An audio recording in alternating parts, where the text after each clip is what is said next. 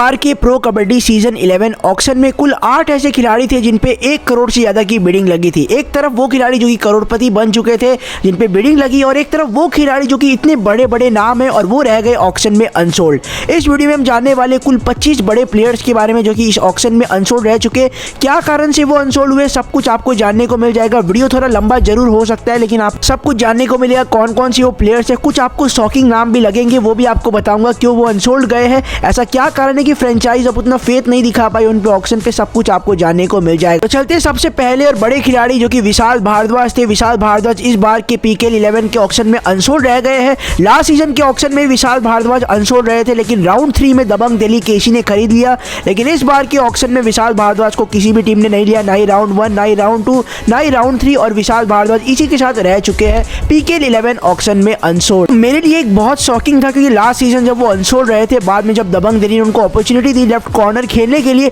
तो वहां पे उन्होंने डिसेंट सा परफॉर्मेंस किया था, कैटेगरी B में आए थे, लेकिन किसी भी टीम ने इस बार उन पे बिडिंग नहीं की है और वो रह चुके हैं सबसे पहले खिलाड़ी, सबसे बड़ा नाम जो कि PKL 11 ऑक्शन में अनसोल्ड रह चुके। दूसरा बड़ा नाम यहाँ पे रोहित गुलिया का आता है। मैं सबसे ज़्यादा शॉक जिस नाम से हुआ हूँ रोहित गुलिया है। रोहित गुलिया सीजन 7 से प्रो कबड्डी खेल रहे डिफरेंट टीम्स के लिए। पहले सीजन वो गुजरात जायंट्स में थे, फिर वो पटना में आए, फिर हरियाणा में आए, उसके बाद लास्ट सीजन की जहाँ तक बात है गुजरात जायंट्स में थे, वहाँ पे उतना ज़्यादा अच्छा नहीं खेल पाए, लेकिन एटलीस्ट बेस प्राइस लग सकता था रोहित गुलिया पे जो कि कैटेगरी B के ऑलराउंडर्स में थे, लेकिन किसी भी टीम ने रोहित गुलिया को नहीं खरीदा और Rohit Gulia PKL season 11 pro kabaddi season 11 auction में अब अनसोल्ड जा चुके हैं। अब एक क्या तरीका है जिसमें विशाल भारद्वाज और ये रोहित गुलिया वापस आ सकते हैं, वो यही है कोई प्लेयर के रिप्लेसमेंट में आ सकते हैं, लेकिन अभी तक के ऑक्शन में रोहित गुलिया भी ऑक्शन में अनसोल्ड रह चुके हैं। तीसरा नाम यहाँ पे राहुल चौधरी का आता है। So man Rahul Chaudhary pro kabaddi season 11 auction में अनसोल्ड रह चुके हैं। लास्ट 2 सीजन वो जयपुर के साथ थे, लास्ट सीजन भी अनसोल्ड रहने वाले थे लेकिन जयपुर ने राउंड 3 में खरीदा। इस बार का सबसे बड़ा अपडेट इस वक्त का जब मैं वीडियो बना रहा हूँ, राहुल चौधरी ने प्रो कबड्डी से रिटायरमेंट की घोषणा कर दी है और राहुल चौधरी अब प्रो कबड्डी खेलते हुए आपको नजर नहीं आएंगे। अनसोल्ड रहने के बाद उन्होंने जहाँ पे UPKL में कहा था कि मैं एक सीजन खेलना चाहूँगा, चाहे मैं बेस्ट रेडर भी हो जाऊँ, फिर भी मैं रिटायरमेंट ले लूँगा प्रो कबड्डी लीग से, लेकिन ऑक्शन में अनसोल्ड रह गए और यहाँ पे अभी न्यूज़ आया है कि राहुल चौधरी प्रो कबड्डी से रिटायरमेंट ले चुके हैं। एक अच्छी खबर इसमें क्या है कि राहुल चौधरी अभी भी अपने उत्तर प्रदेश स्टेट के लिए खेलेंगे और अपने इंटरनेशनल इवेंट्स में भी उन्होंने अपना पार्टिसिपेशन का श्योरिटी दिया है, लेकिन प्रो कबड्डी में वो अनसोल्ड रह चुके, रिटायरमेंट ले चुके। अगला नाम यहाँ पे सोनू जागलान का आता है। सोनू जागलान भी एक बहुत अच्छे खिलाड़ी है और मेरे को समझ नहीं आ रहा है क्यों ये अनसोल्ड रह गए। लास्ट सीजन गुजरात जायंट्स ने बहुत बार इनका यूज़ किया, सुपर रेट पे सुपर रेट यहाँ पे लगाया, मैच टर्निंग रेट्स किया, लेकिन आई डोंट नो क्या कारण है वो सोनू जागलान यहाँ पे अनसोल्ड रह चुके। अभी इंटर सर्विसेज में भी अच्छा खेले थे एयर फोर्सेस के लिए, लेकिन फिर भी किसी भी टीम ने इन पे इंटरेस्ट नहीं दिखाया और मैं इस नाम से भी बहुत ज़्यादा शॉक्ड हूँ कि यहाँ पे सोनू जागलान जिन्होंने डिसेंट से लेके थोड़ा अच्छा किया था परफॉर्मेंस, ये यहाँ पे ऑक्शन में अनसोल्ड रह चुके हैं। अब चलते हैं यहाँ पे अगले खिलाड़ी के साथ। तो अगले खिलाड़ी यहाँ पे गिरीश मारुति एर्नाक है। गिरीश मारुति एर्नाक भी इस बार के प्रो कबड्डी ऑक्शन में अनसोल्ड रह चुके हैं।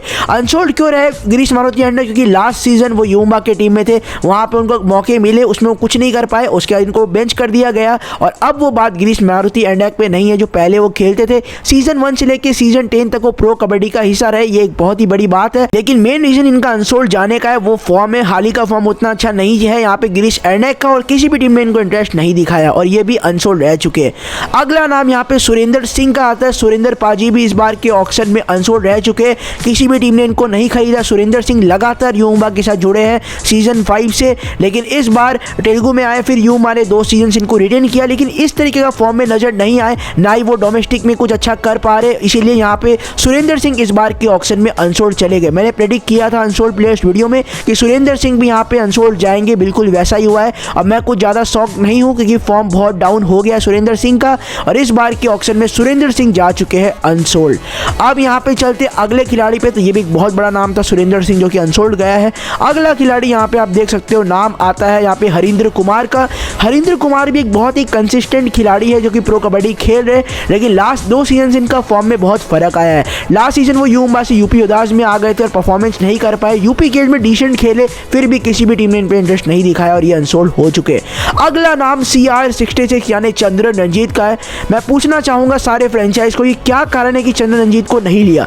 क्या इंजरी का कारण है? लास्ट सीजन अगर मैं आपको याद दिलाऊं तो वो हरियाणा स्टीलर्स में थे और हरियाणा स्टीलर्स के लिए वो इंजर्ड हो गए थे। इंजरी के बाद वापसी की, 4 मैचेस वो खेले और उनका जो एवरेज रेट पॉइंट्स है ना वो 7 से भी ऊपर था। क्यों इस बार वो अनसोल्ड गए मेरे को पता नहीं। अभी कुछ डोमेस्टिक मैचेस भी खेले, मैंने पता किया है, वहाँ पे भी उन्होंने डिसेंट सा परफॉर्मेंस किया है, लेकिन किसी भी टीम ने चंद्रन रंजीत को नहीं खरीदा, ना ही उनके पूर्व कप्तान जोगिंदर नरवाल ने उनको दबंग दिल्ली में लिया और वो अनसोल्ड रह चुके हैं। अगला नाम यहाँ पे अभिषेक सिंह का आता है। एक समय हम कहते थे कि इंडिया के लिए फ्यूचर मिल चुका है अभिषेक सिंह। अब अभिषेक सिंह का ऐसा समय है जहाँ उनको टीम्स मिलना मुश्किल हो चुकी है और वो अनसोल्ड रह चुके हैं ऑक्शन में। अभिषेक सिंह को लास्ट सीजन बेंगलुरु बुल्स ने खरीदा था और वहाँ पे कोई खास मौके नहीं मिले, ना वो कुछ कर पाए, लेकिन यूपीकेएल में भी डिसेंट से अच्छा खेले हैं। लेकिन मेरे को ऐसा लग रहा है टीम सब काफ़ी ज़्यादा मैच्योर हो चुकी है और अब टीम चाहते हैं कि हमें प्रो कबड्डी के हिसाब का परफॉर्मेंस चाहिए। तो हर चीज़ को देखते हुए यहाँ पे अभिषेक सिंह अनसोल्ड रह चुके। एक समय योम्बा के स्टार होते थे तेलुगु और यहाँ पे बेंगलुरु में जाके कैरियर इनका एक तरीके से अच्छा नहीं है और ये अनसोल्ड रह चुके।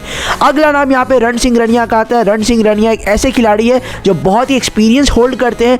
लास्ट 3 सीजन के ऑक्शन में, चाहे वो सीजन 8 हो, 9 हो, 10 हो, वो अनसोल्ड हो जाते हैं। फिर बाद में पता चलता है कि यहाँ पे टीम्स उनको एज अ सब्स्टिट्यूशन ला रही है, कोई खिलाड़ी इंजर्ड हो गया और रण सिंह आ जाते। एक जने ने कमेंट भी किया था हमारे चैनल में और मैं इस बात से बिल्कुल सहमत हूँ कि रण सिंह रनिया अनसोल्ड होने के बाद वापस आ जाते प्रो कबड्डी में। लास्ट सीजन बेंगलुरु बुल्स की टीम में थे 2 सीजन से, लास्ट मैचेस में कुछ में डिसेंट सा खेले थे, लेकिन अब वो फॉर्म इनमें नजर नहीं आया और यही रीजन है कि वो अनसोल्ड हो गए, ना ही वो कोई चीज़ में एक्टिव है।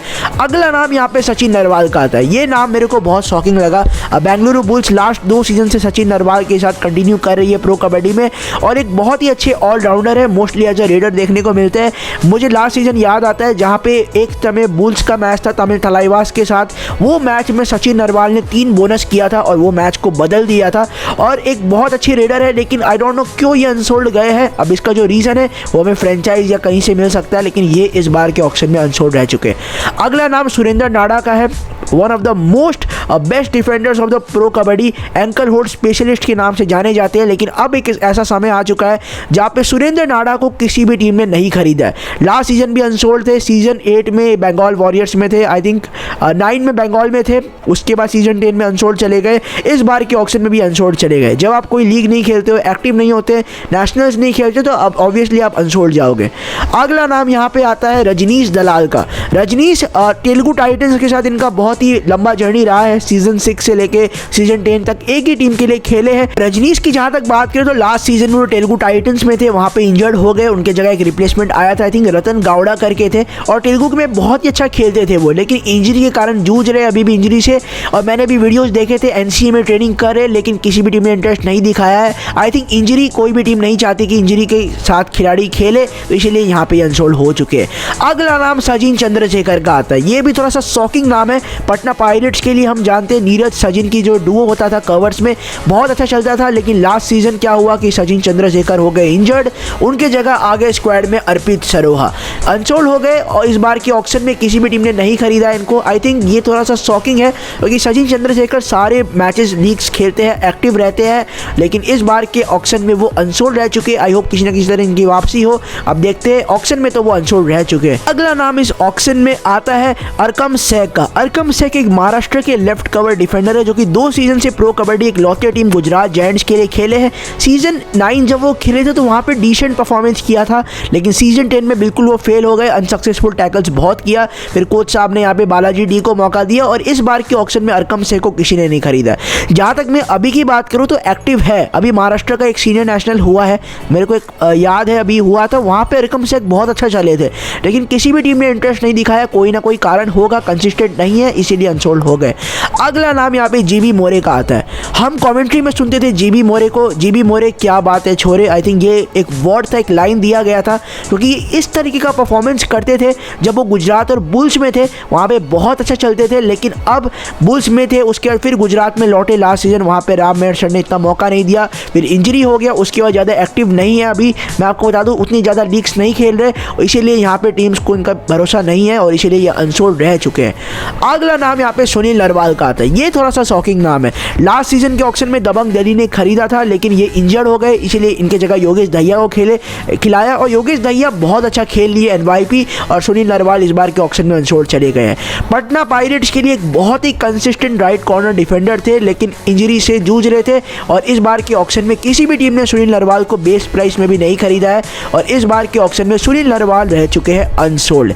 अब यहाँ पे हम चलते अगले खिलाड़ी के साथ। तो अगला नाम यहाँ पे इस ऑक्शन में निकल के आता है जो अनसोल्ड गया है, वो यहाँ पे सौरभ गुलिया है। अब अरकम सौरभ का जोड़ी हम सब जानते हैं गुजरात जायंट्स के लिए कैसा रहा है। सौरभ गुलिया पहले पटना के लिए भी खेल चुके हैं राम मेहर सिंह के अंडर, उसके बाद गुजरात में भी खेले, एक सीजन आई थिंक बीच मतलब मॉडरेट सा परफॉर्मेंस किया था, बीच में आए थे कोई खिलाड़ी के रिप्लेसमेंट में, गुजरात के लिए एक रेगुलर खिलाड़ी बने थे लेकिन उतना अच्छा नहीं कर पाए। सीजन 9 थोड़ा सा डिसेंट कह सकते हैं, लो टू एवरेज था, उसके बाद वाले में वो चले नहीं बिल्कुल, और इसीलिए सौरभ गुलिया को यहाँ पे अनसोल्ड जाना पड़ा है।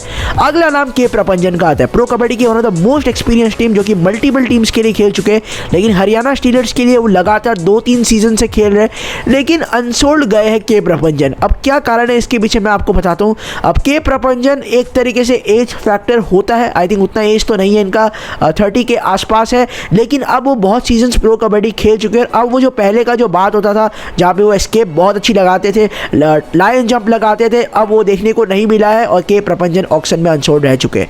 अगला नाम राकेश नरवाल का आता है। राकेश नरवाल जो कि गुजरात जायंट्स के लिए प्रॉपर रेडर की तौर पे नजर आए हैं, लेकिन लास्ट सीजन के ऑक्शन में पटना पायरेट्स ने उनको खरीद लिया था, लेकिन वहाँ पे भी वो कुछ खास कर नहीं पाए, मौके ही नहीं दिए कोच नरेंद्र रेड्डू ने, क्योंकि उन्होंने संदीप, सचिन तनवर और सुधाकर एम का ट्रायो बना दिया, तो राकेश नरवाल फिट नहीं हो पाए कॉम्बिनेशंस में, और अब उतना ज़्यादा खेल नहीं रहे। नेशनल्स खेले थे बीच में, मेरे को याद है, वहाँ भी उतना अच्छा चले नहीं, और राकेश नरवाल ऑक्शन में अनसोल्ड रह चुके हैं। अगला नाम यहाँ पे विकास जागलान का आता है। ये नाम भी मेरे को कोई तरीके से शॉकिंग नहीं लग रहा है। विकास जागलान क्यों अनसोल्ड गए हैं? पटना पायरेट्स के लिए एक समय था जहाँ पे ये इतना बेहतरीन परफॉर्मेंस करते थे, ऑलराउंडर थे, और last season I think Gujarat ने इनको 2 सीजन के बाद अनसोल्ड होने के बाद गुजरात ने इनको लास्ट सीजन बेस प्राइस में खरीदा था, उसके बाद कुछ मैचेस खिलाए, वहाँ पे भी उतना अच्छा परफॉर्मेंस नहीं दे पाए, और विकास जागलान भी इस ऑक्शन में रह चुके हैं अनसोल्ड।